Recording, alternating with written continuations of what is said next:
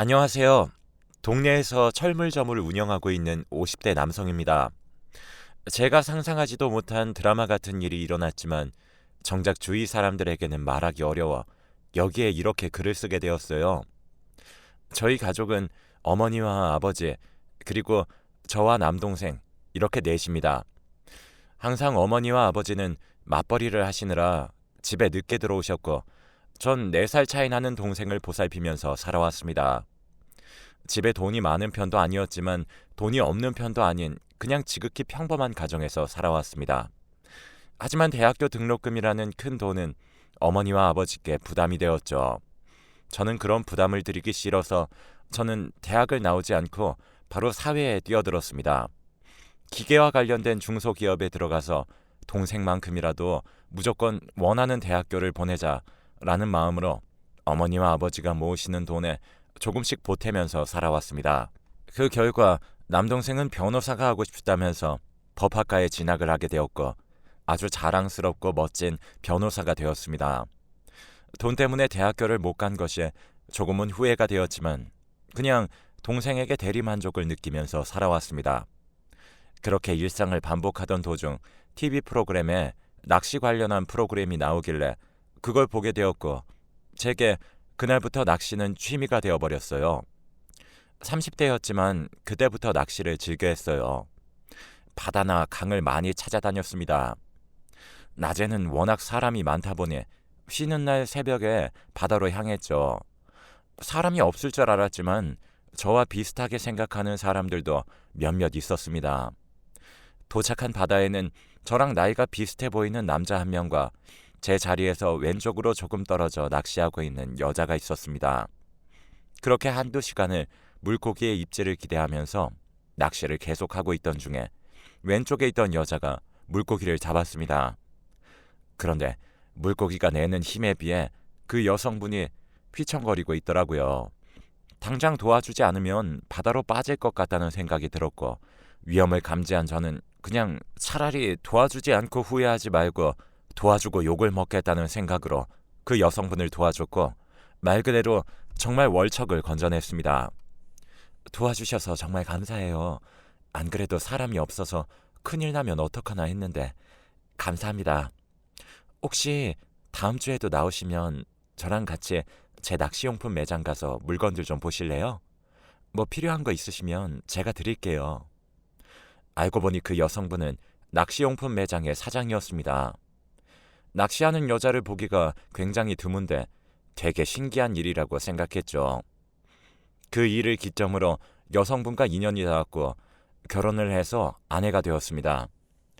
저의 말은 뭐든지 다 들어주고 항상 배려심 많고 친절한 아내와의 결혼은 꽃길만 계속될 거라고 생각을 했지만 저의 크나큰 착각이었습니다.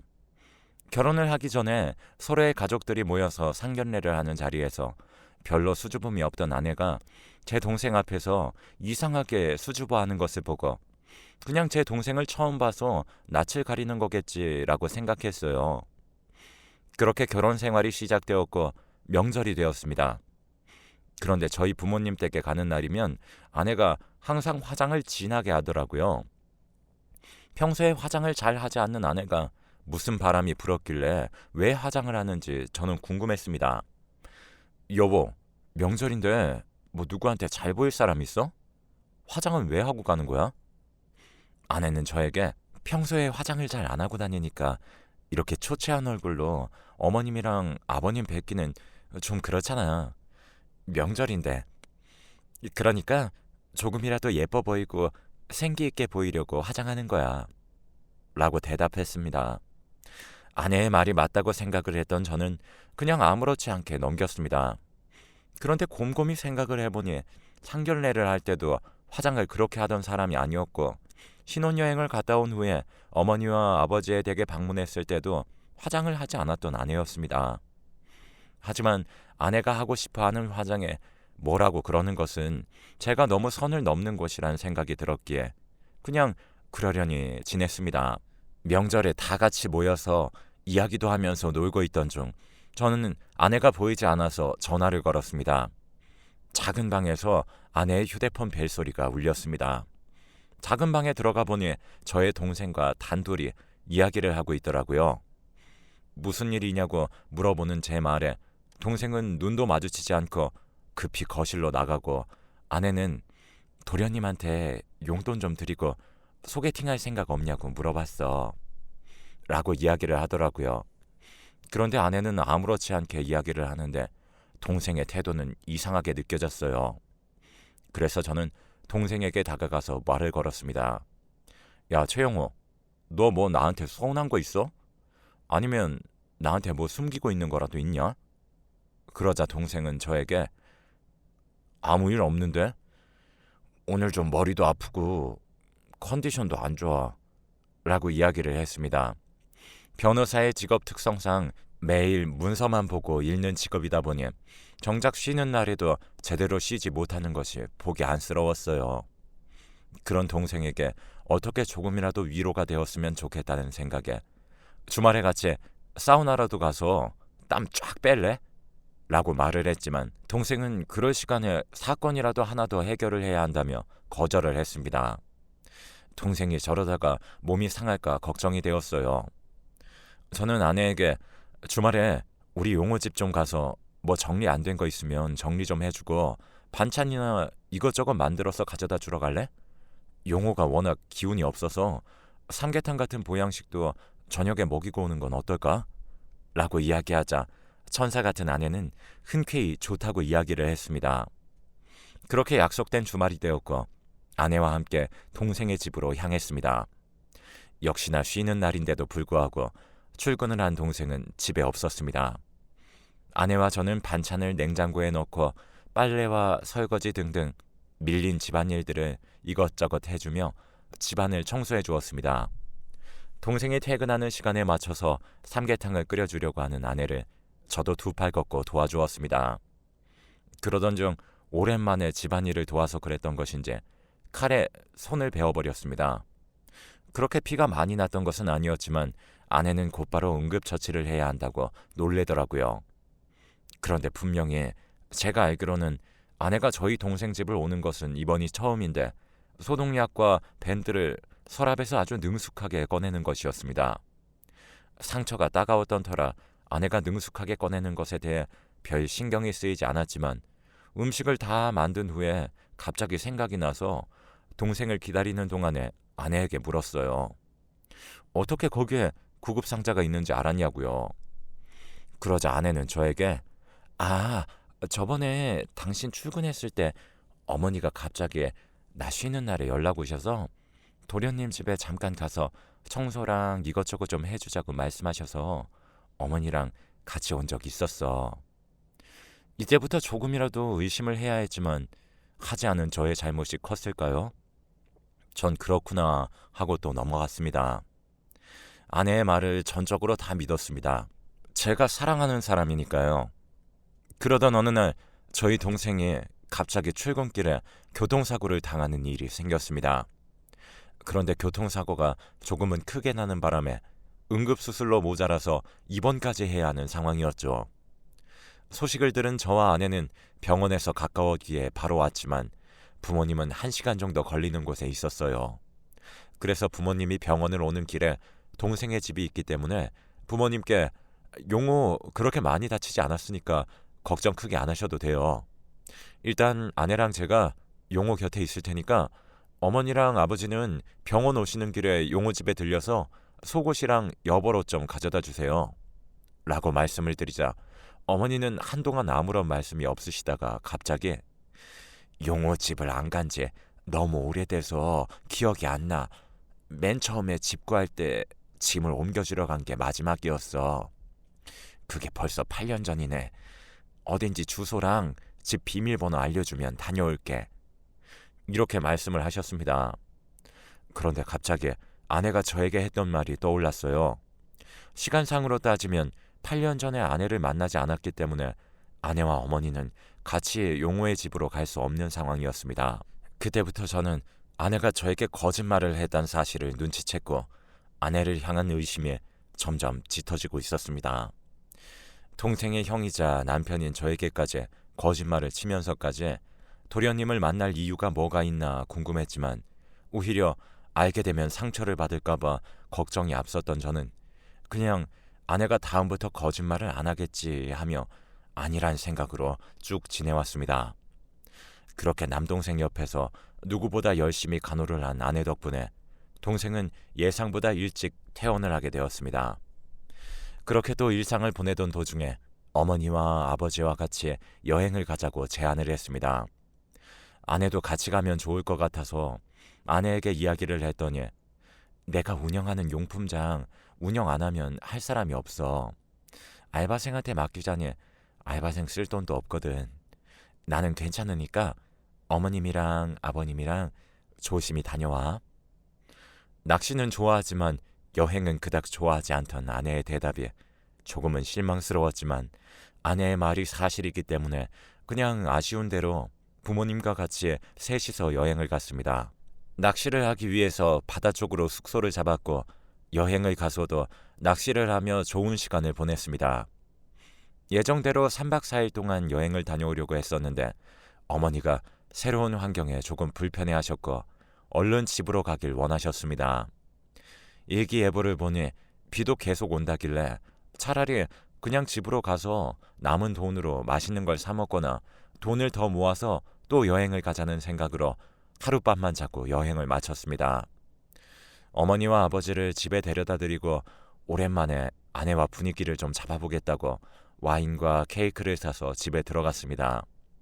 원래 같으면 현관에 나와서 저를 반겨야 되는 아내가 집에 없는 모양이었던지 되게 조용했습니다. 그런데 안방문을 열고 저는 드라마에서만 보던 일을 겪었습니다. 제 눈앞에 펼쳐진 광경이 믿기지가 않았어요. 남동생과 아내가 있었어요. 그 모습을 보자마자 누군가가 오한마로 저의 머리를 내려 찍은 듯한 느낌이 들었습니다. 보자마자 제가 지금까지 한 아내에 대한 궁금증과 의심 모두가 해결이 되었죠. 바로 남동생을 좋아해서 한 행동이라는 것이었던 거죠. 동생은 저에게 나중에 연락을 한다는 말만 남기고 황급히 집을 나갔습니다. 그렇게 아내와 둘만 남게 되었어요. 싹싹 빌지는 못할 망정 저에게 왜 벌써 왔어? 라는 말을 하더라고요. 아내의 그 말이 제게는 꼭 조금만 더 있다가 오지 라는 말처럼 들렸어요. 저는 아내의 말에 대답을 해주고 싶지 않았습니다. 지금 그게 중요해? 상황 설명부터 해야 되는 거 아니야? 너는 외동이라서 잃을 가족도 없겠지만 지금 난 너도 잃고 가족도 잃게 생겼잖아. 어떻게 된 일인지 솔직하게 토시 하나 틀리지 말고 다 이야기해. 저의 말을 들은 아내는 아무런 일도 없었다는 듯이 침착하게 식탁에 앉아서는 저에게 말을 했습니다. 당신이 생각하는 그런 거 아니야. 도련님이 너무 변호사 일이 힘들다고 나한테 술 좀 같이 먹어달라고 연락이 왔었어. 그래서 나도 맨 처음에는 당신 동생이니까 친하게 지내면 좋다고 생각을 해서 따로 만났지. 그런데 시간이 지나면 지날수록 도련님한테 의지를 하게 되는 거야.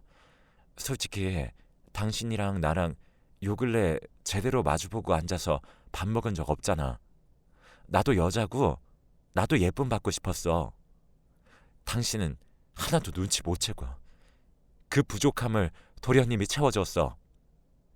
그래서 나도 모르게 마음이 갔던 거고, 그리고 오늘 내가 집으로 부른 이유는 당신이 알기 전에 끝내려고 그랬는데 지금 상황이 이렇게 되어버린 거야. 진짜로 도련님이랑 끝내려고 만난 거였으니까 도련님에게 뭐라고 그러지 마. 내가 잘못했어. 미안해. 지금 이 상황에서 손이 발이 되도록 빌면서 미안하다고 해도 모자랄 판에 제 동생 편을 들고 있는 아내가 정말 미웠어요. 사람의 마음을 어떻게 할 수 없다는 것을 충분히 알기 때문에 아내를 이해해 보려고 정말 노력했죠. 하지만 너무 미친 듯이 화가 났습니다. 전 양쪽 이야기 전부를 들어봐야 되겠다 싶었고, 저는 집에서 황급히 나갔던 동생에게 전화를 걸어 지금 당장 우리 집으로 돌아오라고 이야기를 했어요. 동생은 당연히 거절했습니다. 하지만 제가 야, 내가 지금 너한테 부탁하는 거 같냐? 이 일에 대해서 부모님이랑 얘기할까? 아님 너 변호사 생활 쪽날래? 그러고 싶지 않으면 당장 이쪽으로 와. 알았어? 라고 소리를 쳤고 그 동생은 저희 집으로 다시 되돌아왔습니다. 동생과 아내를 나란히 앉힌 후에 동생에게 어떻게 된 일인지 네 입으로 설명하라고 그랬습니다. 내가 처음부터 그러면 안 되는 거 나도 아는데 형수 보고 첫눈에 반했고 형이 아내니까 그냥 친하게만 지내는 게 좋을 것 같다는 생각을 해서 한두 번씩 만나서 밥 먹고 술 먹고 그랬어. 그러다가 내 마음을 고백을 했더니 받아주지 않으셨어. 그런데 내가 계속 들이대니까 형수님이 오늘 마지막으로 만나고 정말로 끝이라고 이야기하시려고 나를 집으로 부른 거야. 그러다가 형이 들어온 거고. 오해하지 마. 그리고 형수님은 아무런 죄도 없어. 다 내 탓이야. 미안해 형. 동생에게도 똑같이 자초지종에 대해 물어봤지만 저에게 미안하다고 말을 하면서 아내를 감싸는 것을 보니 오히려 제가 둘 사이에 방해물이 된 것 같았습니다. 결국 전 그 자리에서 아내에게 이혼하자고 했어요. 그제서야 아내는 눈물을 흘리며 저에게 미안하다고 앞으로 이럴 일 없다며 한 번만 더 믿어달라고 빌기 시작했습니다. 그래서 저는 오랜 고민 끝에 결국 아내의 말을 한 번만 더 믿기로 하고 동생과는 아무런 일도 없었던 것처럼 지내기로 했어요. 부모님께 이 사실을 알리게 되면 충격을 받으실 것을 알았기 때문에 그냥 우리끼리만 알고 덮고 넘어가기로 했죠. 그 후 아내의 태도는 점점 바뀌었어요. 전과는 다르게 친절하고 상냥하게 대하는 것이 보였고 저도 거기에 따라서 맞춰줬습니다. 그 일이 있고 난 후 6개월 뒤에 아내와 저 사이에는 아주 예쁜 딸이 하나 생겼습니다. 처음에는 동생의 딸이 아닌가 하면서 조금은 걱정했지만 친자 검사를 해보니 제 딸이 맞았어요. 그래서 딸만큼은 정말 아낌없는 사랑을 주면서 키워야겠다고 생각을 했죠. 그런데 딸을 낳고 나니 아내가 또 변하더라고요. 물론 여자는 출산을 겪고 난 후 산후 우울증이 생긴다는 이야기는 들었지만 아내에게 생길 줄은 몰랐었거든요. 그런데 아내에게 우울증이 있다고 느낀 지 별로 되지도 않아서 우울증이 완치된 것 같다는 느낌이 들었습니다. 도대체 어떤 변화가 생겼길래 그러지? 라는 생각이 절로 들었어요.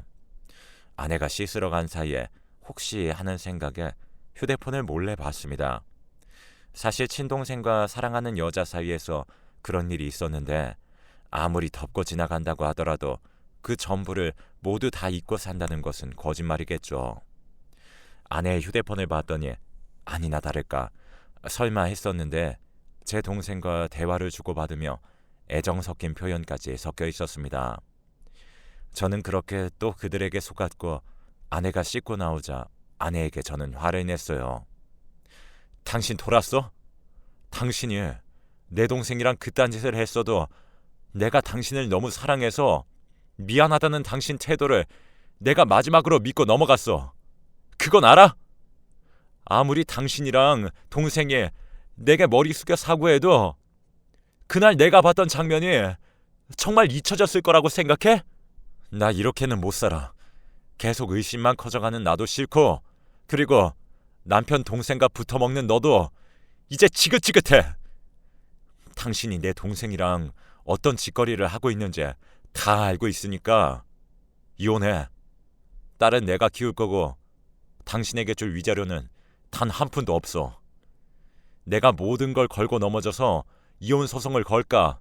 아니면 네가 맨몸으로 이 집에서 나갈래? 아내는 제 말에 당황을 한 것이 정말 티가 났어요. 그런데 오히려 아내는 제게 아니 갑자기 씻고 나왔는데 이혼을 하자니 무슨 소리야? 그리고 내 휴대폰은 대체 왜 본 거야? 당신이 딸을 혼자서 잘 키울 수 있을 거라고 생각해? 라며 오리발을 내밀더라고요. 저는 당신 이거 하나만 제대로 기억해. 당신은 내 인생을 송두리째 무너뜨린 사람이자 장본인이라는 걸. 제발 아무리 사람 마음대로 되지 않는 것이 있다고 한들 사람은 이성적인 동물이야. 그딴 마음도 절제 못하면 당신이 개 돼지랑 다를 게 뭐야? 그러니까 이혼해. 당장 내 눈앞에서 꺼져. 그제서야 아내는 무릎을 꿇고 미친 듯이 빌기 시작했습니다. 저는 아내의 면전에 대고 저번에 나한테 분명히 말했지. 2번 다시 이런 일 없게 하겠다고. 근데 진짜 당신 뭐야? 왜 그런 거냐고. 내가 아무렇지 않게 넘어가 주니 우스웠어? 내가 몇 번이나 계속 당할 줄 알았나 봐.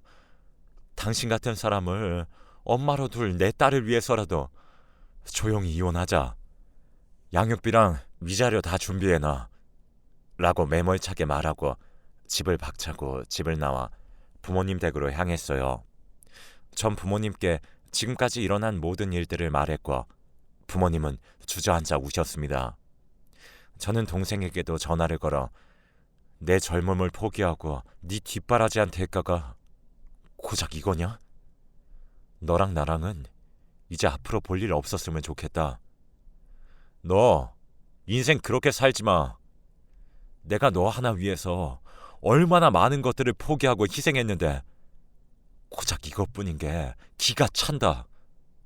눈앞에 나타나면 반 죽여버릴 거니까 내 눈에 띄지도 마. 라고 화를 냈습니다. 그 이후 저는 아내와 이혼을 했고 동생과 인연을 끊었습니다. 제 딸은 아주 예쁘고 바르게 자라 지금은 학교에서 장학금을 받으면서 제 자랑이 되어 주었어요. 제게 일어난 일을 바탕으로 여러분들께 꼭 하고 싶은 말이 있습니다. 사람을 고쳐 쓰려고 하지 마세요. 정말 사람은 고쳐서 쓰는 것이 아니고 한 번 실수를 저지른 사람은 2번째부터는 실수가 아닌 고의라는 것을 아셨으면 좋겠습니다. 그리고 상처받는 것을 두려워하셔서 숨으려고만 하지 않았으면 좋겠습니다. 여러분들도 충분히 사랑받고 행복할 자격이 있으니까요. 저의 긴 글을 시간 내서 읽어주셔서 감사합니다. 여러분들도 항상 좋은 일들만 가득하길 바랄게요.